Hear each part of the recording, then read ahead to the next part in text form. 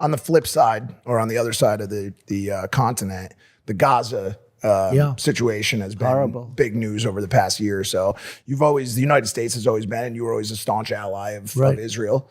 Has your sentiment on Netanyahu or on his regime changed at all in light of any of the events of the past 6 months? No, look, it was a shame that it should have never happened. It would have never happened. Iran was broke when I was president. Nobody was allowed to buy oil. Nobody was allowed to buy anything. They were broke.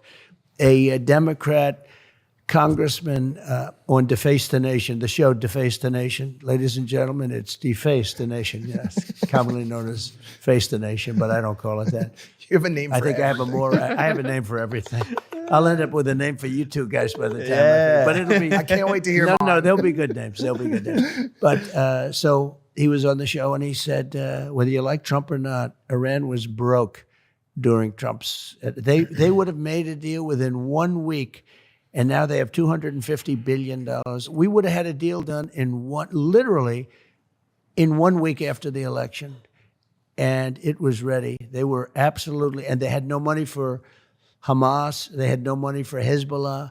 They were broke, stone cold broke. Now they have $250 billion. Biden took off all of the sanctions. He let them go. China went to town. I told China, if you buy 1 barrel of oil from these people, you're not doing any business with the United States. They took a pass, no oil, and other countries likewise.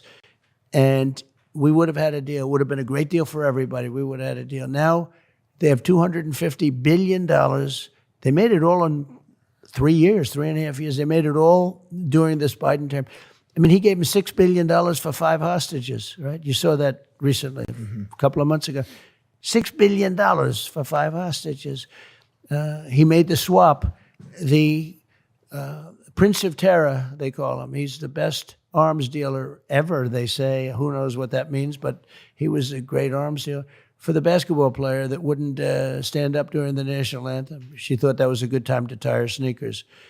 And that was not exactly the greatest trade, but he gave $6 billion on top of everything. $6 billion with a B. And they don't know what they're doing. And when you do that, when you start paying that kind of money, a lot of other people are going to be missing all of a sudden. They're going to be missing and, hey, let's make a trade. And that's already happening. You just can't do that. I got 58 people out. We never paid any money. 58 people, 58 hostages. We never paid money. Because once you pay money, you're going to be doing a lot. In other words, you're going to keep doing it. So you can't do that.